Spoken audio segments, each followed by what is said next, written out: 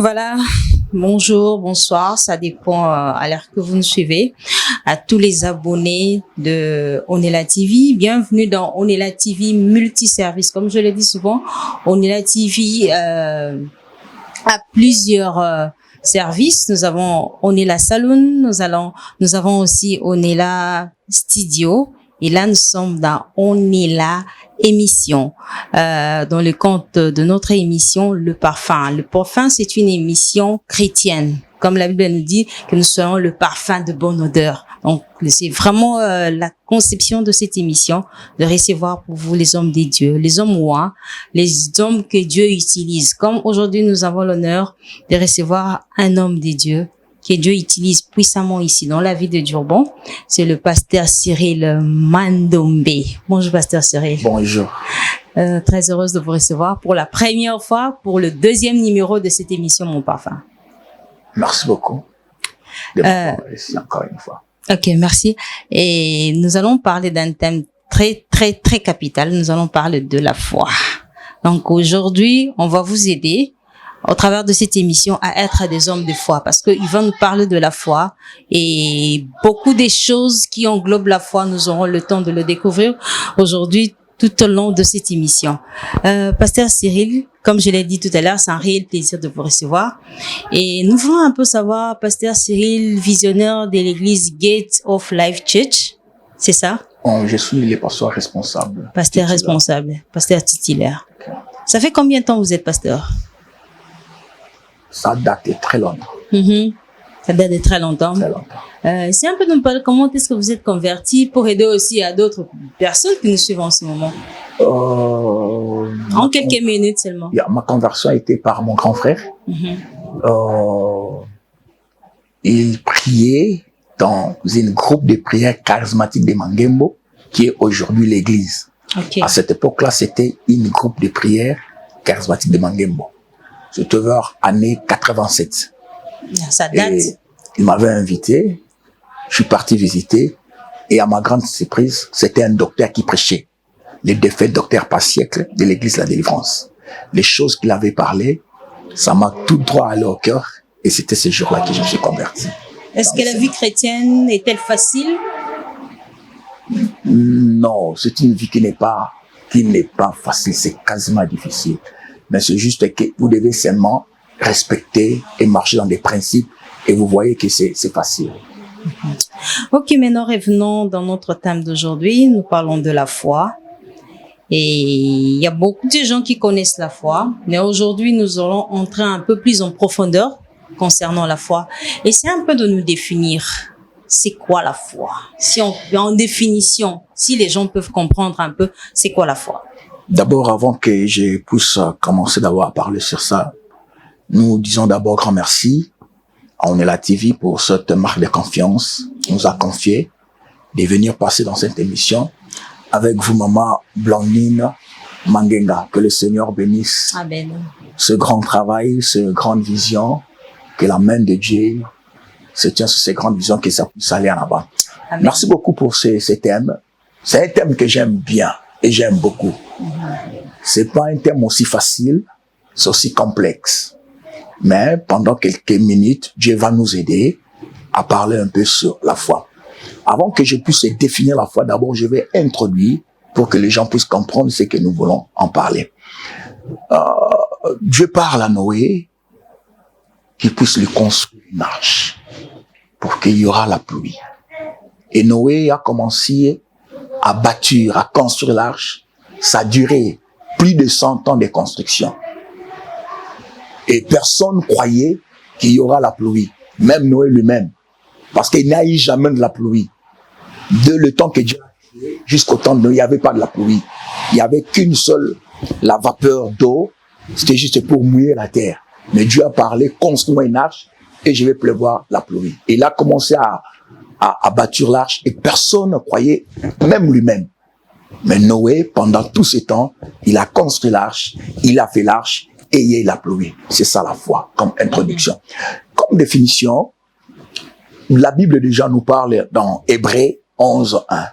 La foi, c'est une substance des choses qu'on espère, mais une démonstration des choses qu'on ne voit pas. Donc, c'est quelque chose que vous ne voyez pas, mais vous espérez à la chose là qu'un jour, vous aurez cela. C'est ça la définition de la foi tout court. Voilà, donc espérer quelque chose que tu n'as pas vu, mais tu espères que tu peux l'avoir avec la foi. Yes, je peux donner un témoignage facile pour que les gens puissent comprendre facilement. Il y avait un frère, il espérait avoir un frigo. Mais il ne voyait pas, mais comment?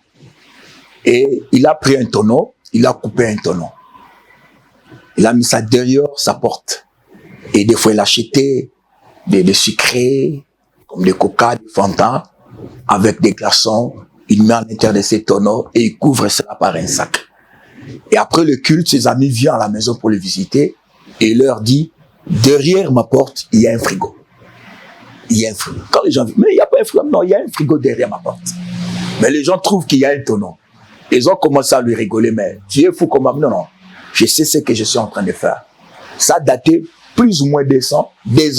Il y avait toujours ce tonneau derrière cette porte. Mais un jour, son patron a dit non, j'ai un frigo ici, je suis fatigué de cela. Est-ce que tu peux le prendre? Il a pris le frigo, il vient, il remplace le frigo là, il a mis ce tonneau là. Et un dimanche, ses amis viennent. Ils ont commencé déjà à rigoler. En étant fait, pas nous allons aller prendre nos sucrés derrière la porte parce qu'il y a un frigo. Et l'un de son ami, il arrive, il ouvre la porte, derrière la porte, il voit qu'il y avait un frigo. Oh, c'est ça la foi. Quelque chose que tu n'as pas encore vu, mais tu espères en avoir un jour. C'est ça la foi. Voilà. Mais est-ce qu'on peut savoir aussi, est-ce qu'il y a de différentes sortes de foi? Yes. Comment est-ce qu'on peut comprendre cela?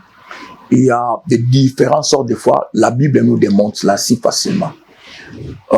Il y a la foi que nous appelons la foi d'un sens naturel, la foi humaine. Et nous appelons aussi ça la foi de Thomas. C'est voir avant de croire.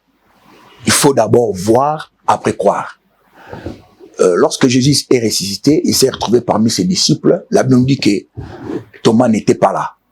Et après le départ de Jésus, l'apôtre Thomas vient, on lui dit que non, le Seigneur était parmi nous. Il dit non, je ne crois pas jusqu'à ce que je vois.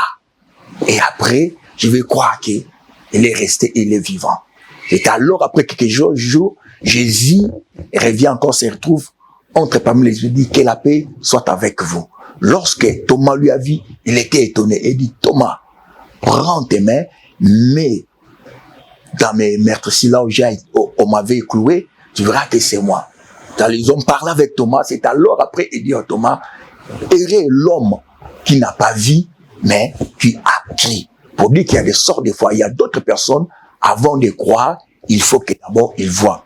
Oui, c'est pas mal, c'est normal. Même Jésus-Christ un jour, il a parlé à ses disciples, il a dit, ces gens ne croyons pas s'ils ne voient pas le miracle. Pour dire qu'il y a d'autres personnes, avant de croire, il faut d'abord voir. Ça, c'est la première sorte de foi.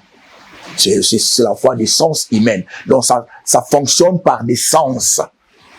Par voir, écouter, toucher. Mais il y a deuxième sorte de foi, on appelle ça la foi d'Abraham. C'est croire. Avant de voir, tu crois. C'est comme Abraham.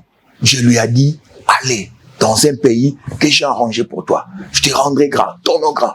Il n'a pas vu ce pays-là. Il n'a même pas vu cette ville-là. Mais il a crié et il est parti voir cette ville. Donc c'est ça la différence de la foi. Mais la foi, c'est pour le chrétien, le païen, ou c'est pour tout le monde? Les grands problèmes, la foi que nous parlons ici, pas comme un don. Parce qu'il y a la foi comme don et il y a la foi naturelle. La foi naturelle, c'est pour tout le monde. Donc tout le monde peut croire. Donc il y a des gens qui ont aussi un don de la foi. Yes. Là maintenant nous entrons sur les dons spirituels. Comment est-ce que ces gens peuvent reconnaître qu'il a un don de la foi? Parce qu'en ce moment, peut-être ils sont en train de nous suivre à travers le monde, mais ils ont eu l'opportunité, ils sont tombés dans On est la TV, en train de suivre cette émission. Ils peuvent savoir comment est-ce qu'il a un don de la foi. Oh, c'est c'est pas facile et c'est pas aussi difficile de connaître que cette personne a le don de la foi. C'est par rapport à la personne, sa façon de parler et comment il est en train d'agir. C'est facile. Donc sa façon de parler, vous allez comprendre que cet homme, c'est un homme de foi. Je donne l'exemple. Lorsque Moïse avait envoyé les gens pour aller explorer Canaan, ils sont allés, de leur retour, ils ont commencé à parler. Nous avons vu des géants, des fils d'Anak. Devant eux, nous sommes comme des sauterelles. Mais il y avait deux personnes. Il y avait Josué et Caleb. Ils ont dit non. Allons-y, montons et nous allons vaincre. Pour dire que ces deux personnes, il y avait une catégorie des gens. Des gens que vous pouvez directement reconnaître qu'ils avaient la foi, c'était Josué et Caleb. Ils n'avaient pas peur. Mais d'autres personnes, ils avaient peur de ces gens-là. Donc c'est ça un peu. Est-ce que la foi aussi a une classification? Oui. Une mesure, une quantité de la foi? Oui. La foi est classifiée. Et lorsqu'une personne reçoit Jésus, directement Dieu comble cette personne d'une mesure de foi. Okay. Mais sur cette mesure de foi que Dieu vous a donnée, c'est qui à vous de le faire grandir ou de le laisser dans ce niveau-là. C'est vrai, des fois aussi, Jésus-Christ parlait sur la foi. Il dit homme de peu de foi. Pour dire qu'il y avait aussi des hommes qui avaient de peu de foi. Des fois, il parlait, si vous avez la foi comme un grain de sénévé. Un grain de sénévé, c'est une petite graine.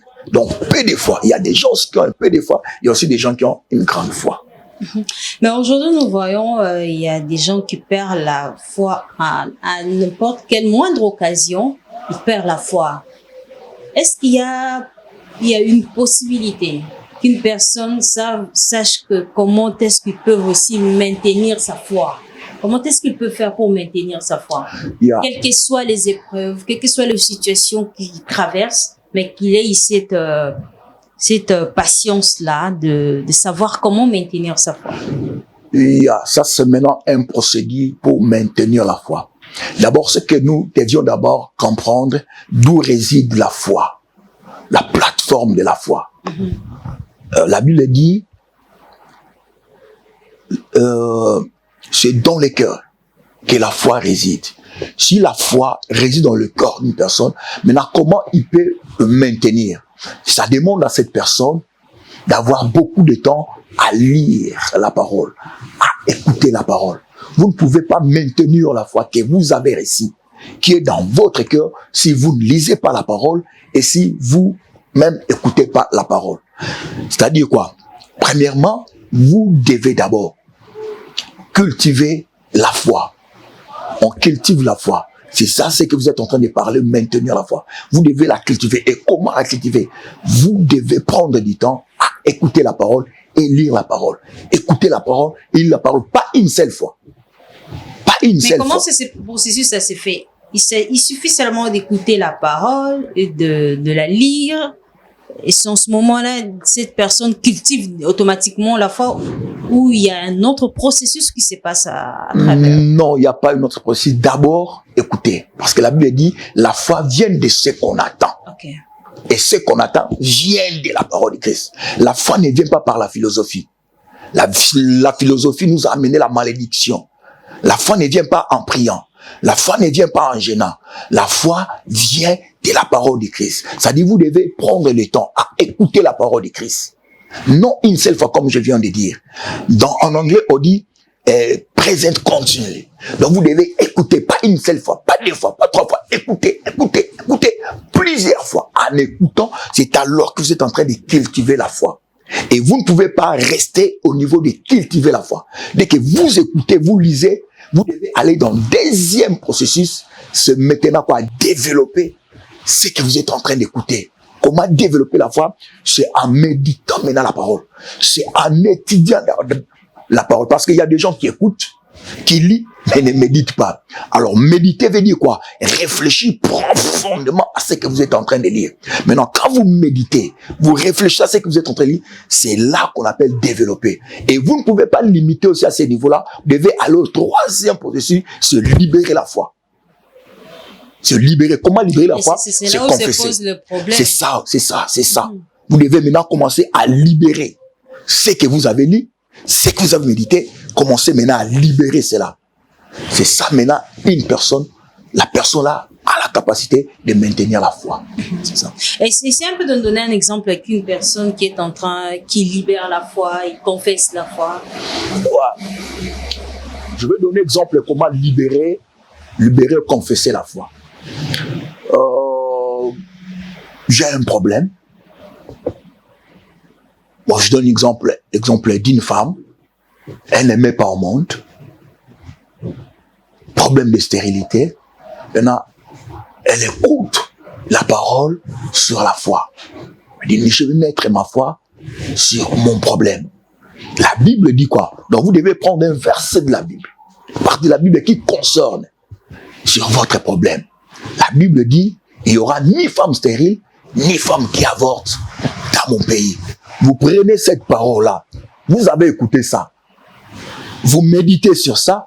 Vous êtes contraint maintenant de la libérer. Comment libérer? Vous commencez maintenant à confesser. Donc le matin, je me réveille. En tant qu'une femme stérile, je commence à déclarer, à proclamer, à confesser, même à chanter cette parole.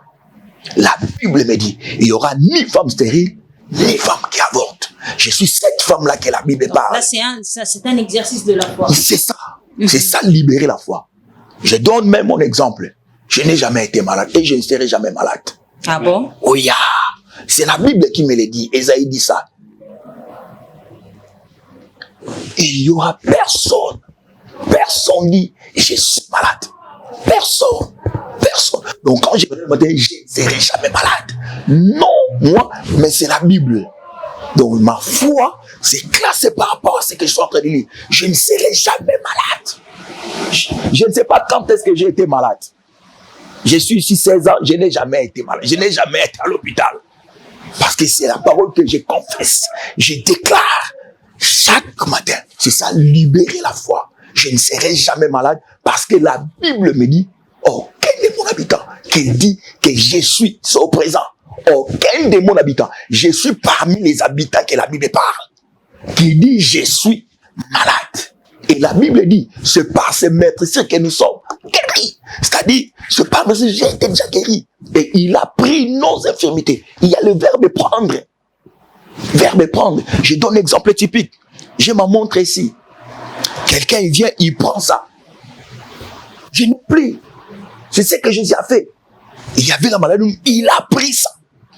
Donc, il a pris la maladie. Il a donc, ôté. Si je suis malade, c'est que j'ai volé ça. C'est que j'ai volé ça. Plus jamais. Je n'ai plus ça. Mais nous, en tant que des humains, nous sommes habitués à être malades. Je suis habitué dans ma montre. Je peux oublier. J'ai besoin. Il y avait quelqu'un qui avait déjà pris ça. Donc, il faut déjà, c'est tout malade. Mais il faut réfléchir que non. Il y a déjà quelqu'un qui a pris. C'est ça, ôter. C'est prendre.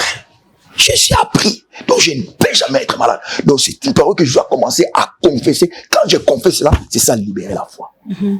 Mais qu'est-ce qui fait que de gens perdent la foi à des différentes occasions, dans des épreuves difficiles, dans des situations? C'est un homme qui était un homme de foi. Il croyait, il priait.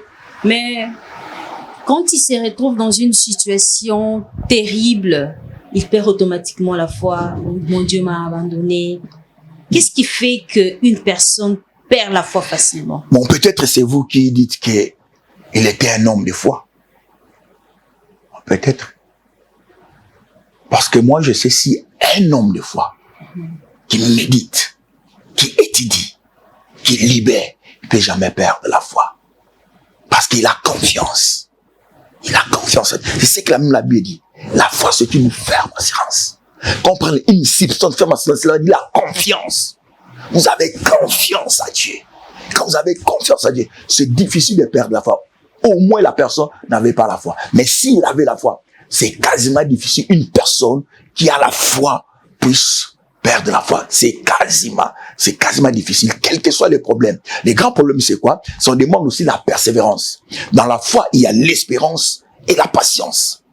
Il y a beaucoup de gens qui perdent la foi parce qu'ils ne sont pas patients. Et ils ne persévèrent pas et n'ont pas l'espérance. Vous savez combien de fois Moïse allait chez Pharaon pour qu'il puisse parler à Pharaon de libérer le peuple d'Israël. Vous savez combien de fois? Lisez la Bible.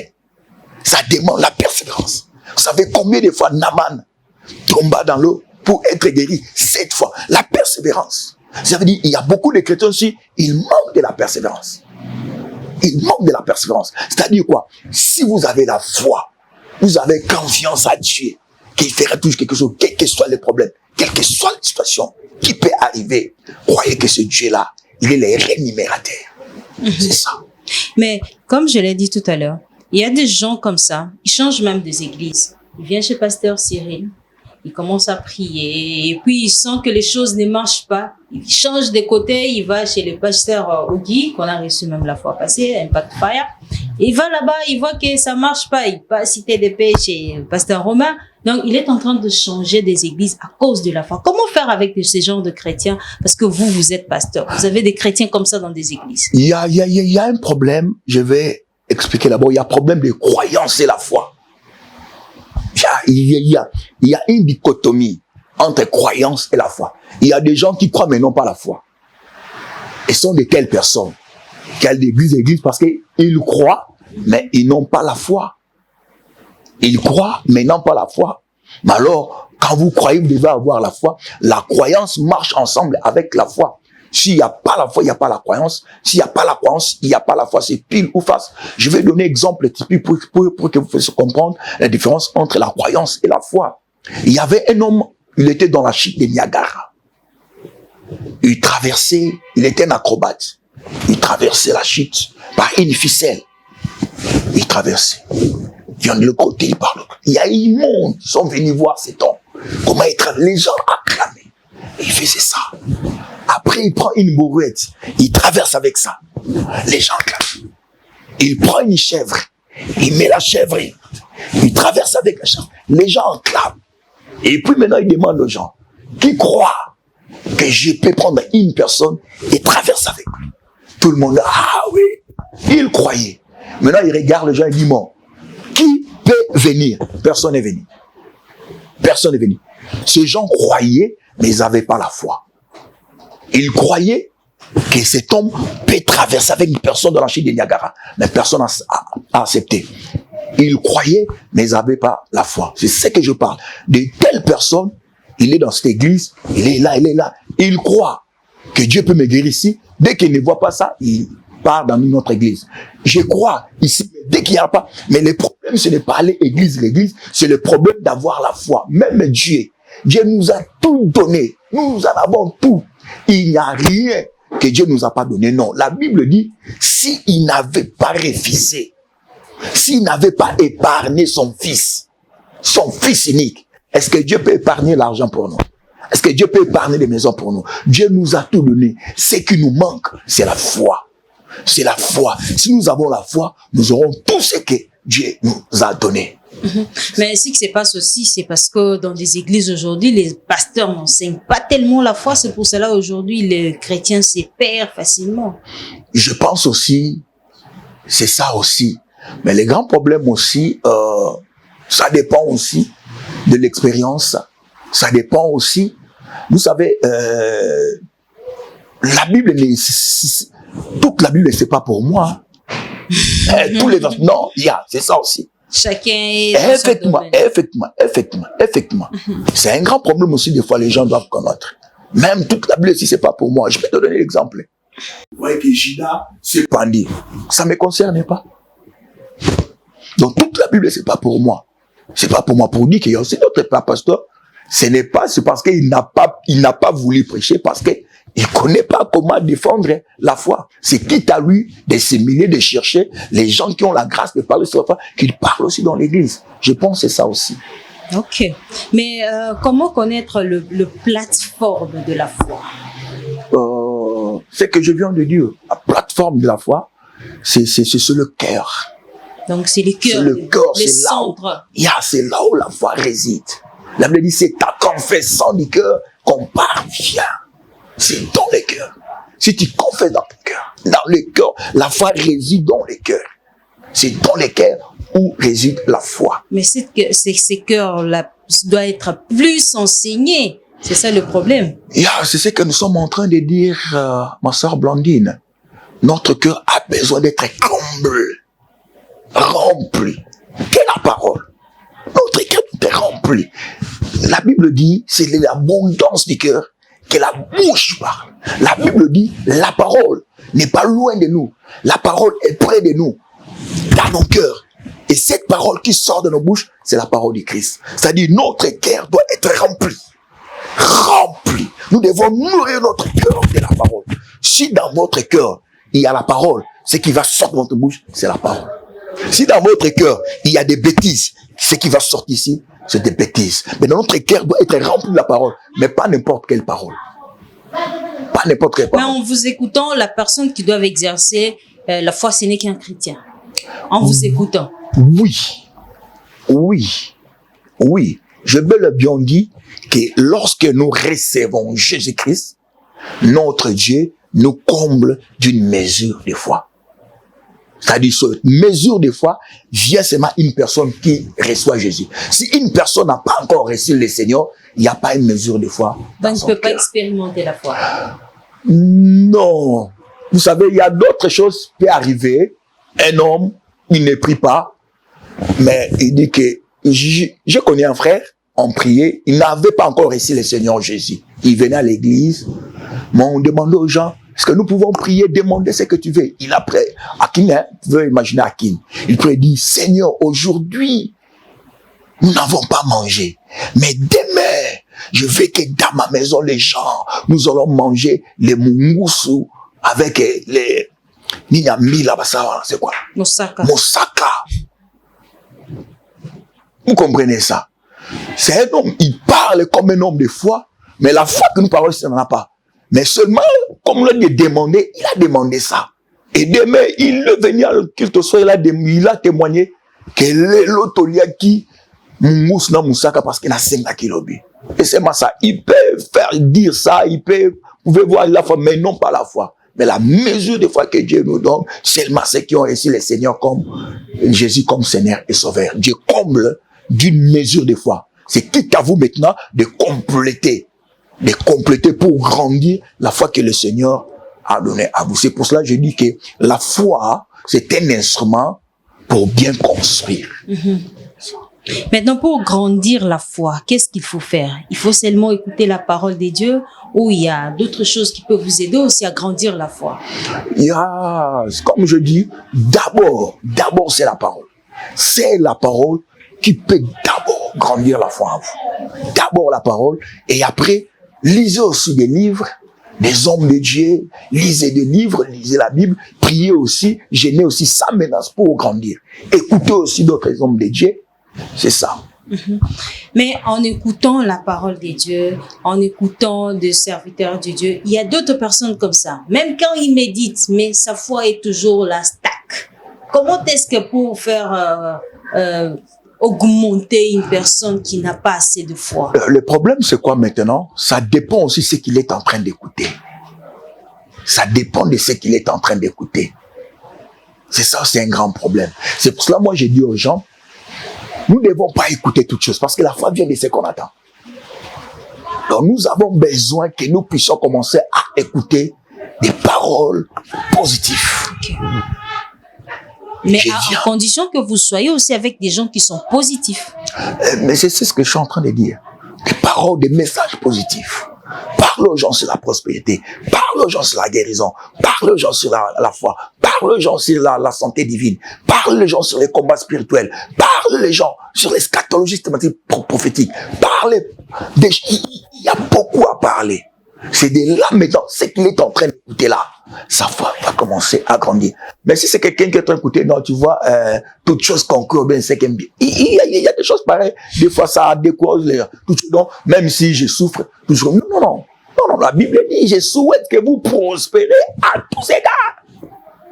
Je souhaite que vous prospérez à tous égards. Qu'on prospère à tous égards, prospérer. Donc, je ne peux pas continuer à être dans cet état de la pauvreté chaque jour. Non, il faut maintenant, je commence aussi à écouter des messages sur la prospérité financière.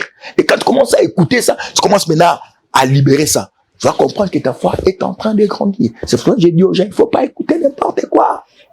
Parce que la foi vient de ce qu'on attend. Ok, Pasteur Cyril, je reviens à vous. On va prendre notre temps de break parce que dans cette émission, nous avons un temps de break pour adorer. Comme l'intitulé de l'émission, c'est le parfum. En passant un moment d'adorer Dieu. Nous allons adorer Dieu avec notre sœur, la sœur Edwige. Une voix vraiment magnifique que Dieu a donné pour la maison On est la TV. On va prendre ce temps de break et on se retrouve juste après.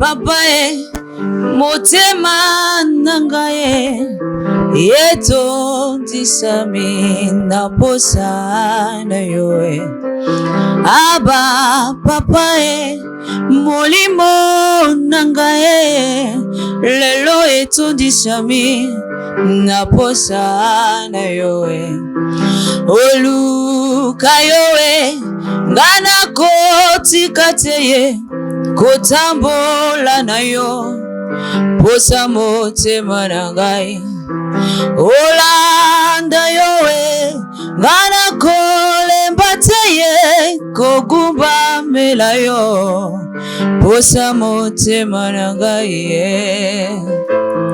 Yesu posa motema na ngai Yaya posa motema nanga kogumba mela Yesu Yesu yo posa motema nanga Olanda yowe ngana kotika teye kogumba mela kayo posa motema nanga Koluka yowe ngana kotika teye kogumba mela nzamba Sirile mandombe posa motema nangaye Yesu yo posa motema nangaye Yaya posa motema nanga kogumba mela yo Yesu yo posa motema nanga Yaya posa motema nanga kolanda yo Yesu yo posa motema nanga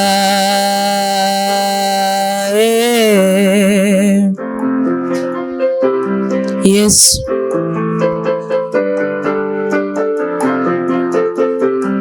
Aba papa motema nanga lelo etondisami na posa na yoe Aba papa molimwa basali na yoe lelo etondisami na posa na yoe koluka yoe ngana kotika teye kogumba mela nzamba Moize posa motema nanga olanda yo ngana kotika teye kogumba mela yo posa motema nanga Yaya posa motema nanga Yaya posa motema nanga Yaya posa motema nanga Yaya posa motema nanga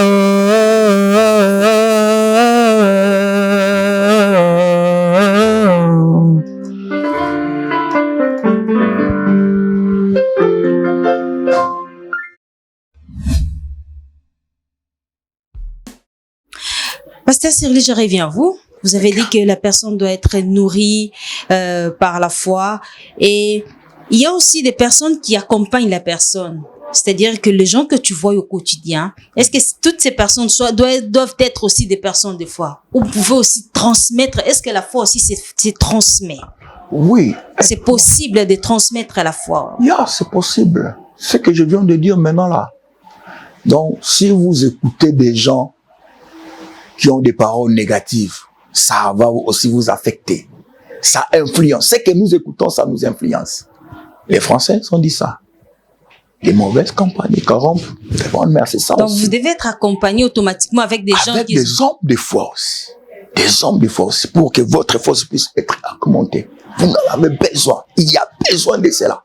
Parce que si vous restez toujours avec des gens qui parlent de négatif, vous aussi, vous allez aller dans la négativité. Vous allez croire sur des choses négatives. Je dis bien, la foi vient de ce qu'on attend. Non seulement de la parole de Christ, même de la parole des hommes. Même la parole des hommes. Vous écoutez. Ça entre dans votre cœur. Parce que c'est là où repose toute chose. Ça entre là. Et vous commencez aussi à parler comme ces personnes-là. Pour dire que si vous cohabitez avec des hommes de foi, ils parlent sur la foi, des paroles positives, vous aussi, ça va aussi vous influencer et vous allez commencer à parler comme eux aussi. Mais vous pouvez aussi transmettre la foi aux gens. Votre foi en vous, vous pouvez aussi la transmettre aux gens qui sont tout autour de vous. Je peux les transmettre dans la parole. C'est dans la parole. Mais si ces quand gens, je parle dans la parole. Ça dépend peut-être des gens que tu côtoies. Si peut-être des gens que tu rencontres, pas au quotidien, mais ces gens n'ont pas assez de foi. Comment est-ce que vous pouvez transmettre ces gens? Ce n'est que en les enseignant la parole de Dieu. C'est qu'en l'enseignant. Je ne peux pas imposer que j'impose les mains, je te transmets la foi, non. Non. C'est dans l'enseignement. Parce que la foi vient en écoutant la parole du Christ. C'est pour ça que j'avais commencé. La foi ne vient pas en priant ou en gênant. Non, bon, je vais prier pour toi, je vais transmettre ma foi. Non. C'est pour cela même Jésus-Christ, cette femme a perdu pendant 12 ans. La Bible, elle dit elle-même, si seulement je peux toucher, je serai guéri. Elle a crié, elle croyait, mais elle s'était pas limitée là. Elle est allée en action, c'est ça la foi. Elle a touché. Et après, Jésus a dit, femme, ta foi t'a guéri. Ta foi. C'était pas la foi de Jésus, mais ta foi. Un jour, apôtre Paul prêchait dans une synagogue. Il a dit, il y avait un homme extropié. Il n'a jamais marché depuis qu'il était né. L'apôtre Paul prêchait la parole. La Bible dit, l'apôtre Paul a vu la foi. L'apôtre Paul a vu la foi. C'est-à-dire, lorsque l'apôtre Paul prêchait, enseignait, cet homme écoutait et cet homme a eu la foi. Maintenant, l'apôtre Paul a vu cette foi. Et il a dit, à cause de la foi que je viens à toi, lève-toi et marche. La foi vient qu'en écoutant la parole. Mais si vous écoutez la parole de Dieu et que vous la mettez en pratique et vous êtes devenu homme de foi, comment est-ce que vous pouvez maintenant rester dans un niveau là pour que votre foi ne soit pas... Parce qu'il y a des moments où il y a des fois qui essaient un peu de monter et descendre et tout. Mais pour que votre foi soit stack. Je pense que je l'avais déjà dit, mais je vais encore reprendre cela. Nous sommes des humains. Nous sommes dans un monde où il y a des problèmes, ça arrive, tout ça. Des fois aussi, ça arrive. Mais le grand problème, c'est quoi? Dès que vous-même vous sentez qu'il y a un peu la défaillance, soyez en communion avec ceux qui sont forts. Soyez en communion avec des gens qui peuvent vous relever. Prenez aussi vous-même beaucoup de temps aussi, comme je viens de dire, à lire la parole, à prier aussi, à jeûner aussi, et à être en contact avec les autres hommes de Dieu. Écoutez aussi d'autres hommes de Dieu et vous allez voir que votre foi va se maintenir. Maintenant, pour aider des gens qui n'ont pas la foi, des personnes qui ont eu l'opportunité de nous suivre et maintenant ils veulent mettre des personnes de foi et une foi qui va être qui va rester, une foi qui ne sera pas comme vous venez de nous expliquer tout à l'heure, une foi qui monte, qui descend, mais une personne qui n'a jamais expérimenté la foi et il a l'opportunité de vous suivre en ce moment en 2 minutes. Ce que je veux lui dire à la personne là, je lui encourage de commencer à prendre beaucoup de temps à lire la parole, à méditer la parole, à écouter la parole, à suivre des enseignements. C'est moi ça que je peux dire. Donc l'exercice de la foi, si on peut comprendre bien, Ça c'est pas seulement en lisant et en écoutant la parole de Dieu. Yes. En lisant, en écoutant, comme j'avais dit, et à libérer, à confesser et à déclarer cela. Si vous faites beaucoup de ces exercices, la personne, c'est facile pour qu'elle puisse avoir la foi et commencer à expérimenter même la foi. Je donne un exemple. Il y avait un homme, il était sérieusement malade et on lui a dit, il y a la nourriture ici. Si tu manges, tu meurs pas. Mais si tu manges pas, tu meurs. On lui a dit, il a écouté. Ce qu'il devait faire, qu'il mange pour qu'il puisse pas mourir. Mais il dit, si je mange, je meurs pas. Si je mange pas, je meurs. À la fin des comptes, on lui a dit 15 minutes. Et dans 15 minutes, il n'avait pas mangé, il était mort. Donc, écoutez, lisez, méditez, écoutez d'autres personnes, lisez et commencez vous-même aussi à confesser la parole, à déclarer la parole, à annoncer, même à chanter la parole. Et vous allez voir que vous aurez la foi et votre foi va commencer à augmenter et voir démontrer aussi la foi des grandes choses. C'est ça. Donc, aucune seule situation ne sera plus le même si vous exercez la foi en vous-même. Yes. Yes. Voilà, Pasteur Cyril, on nous signale que nous sommes déjà arrivés à la fin. Merci beaucoup. Et ça a été un grand plaisir de vous recevoir sur ce plateau. C'est pour la première fois. Merci beaucoup. Et nous espérons que ça ne sera pas la dernière fois. Merci beaucoup. Notre plateau est grandement ouvert pour vous recevoir tout moment. Merci beaucoup. Un mot à tous les fidèles qui vous suivent en ce moment. Il y a des gens qui vous suivent à travers le monde entier. Un mot concernant l'émission, peut-être ils vous ont suivi en cours, en 1 minute, qu'est-ce qu'ils peuvent retenir par rapport à notre entretien d'aujourd'hui? Ce que seulement ils peuvent retenir, ils doivent avoir confiance à Dieu. Confiance à Dieu. Je dirais aussi que la foi, on ne définit pas aussi la foi, mais nous avons essayé de parler sur la foi. C'est comme un œuf. Vous ne pouvez pas définir un œuf. C'est comme la vie. Vous ne pouvez pas définir la vie.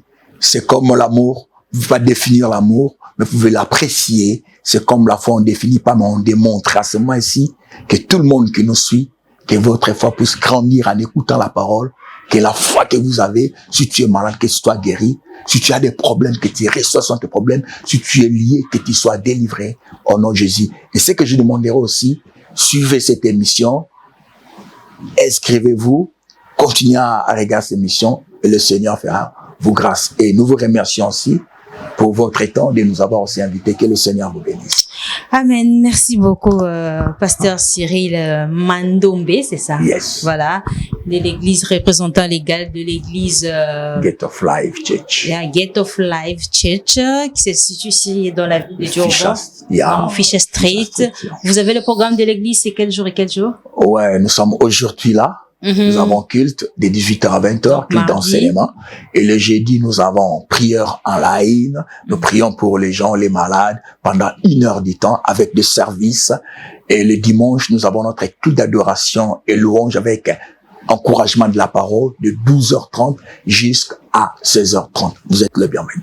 Ok, merci beaucoup. Merci aussi à toutes les personnes qui nous ont suivis. Ça a été un grand plaisir parce que Onela TV est là pour vous. Comme je le dis souvent, Onela TV multiservice. Donc, si vous voulez qu'on vous fasse de beaux cheveux comme moi là, donc vous venez dans Onela Saloon. Onela Saloon est là pour vous accueillir. On va vous faire tout genre de services concernant la beauté. Donc, si vous venez, vous serez encore plus belle.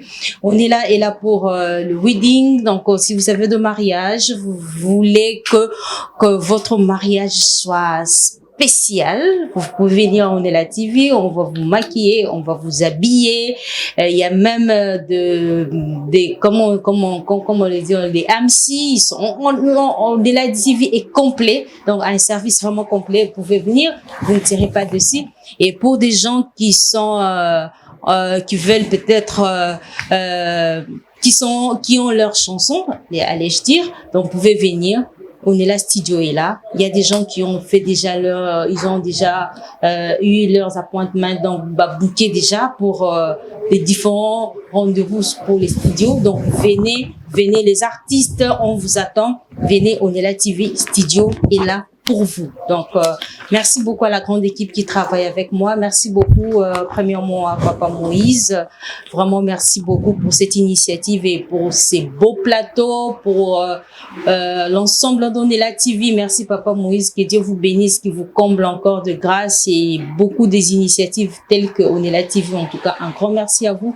Merci beaucoup à Papa Yoshua. Merci beaucoup à Papa Guigui. Merci beaucoup à Shaggy qui est toujours là derrière la caméra. Il travaille au four et au moulin. Donc, il est là vraiment. Merci beaucoup à Shaggy. Merci à l'assistance de Yannick. Et merci à l'assistance d'un monsieur spécial. Lui, c'est Papa Boss. Il est venu spécialement de Djobo pour nous assister dans cette émission, voir comment est-ce que ça se passe ici à Onela TV. En tout cas, merci beaucoup Papa Boss pour votre assistance et merci beaucoup à tous les abonnés de Onela TV. Moi, je vous retrouve très prochainement pour le compte du nouveau numéro des émissions dans d'autres programmes d'Onela TV. Restez toujours branchés. À très bientôt. Au revoir.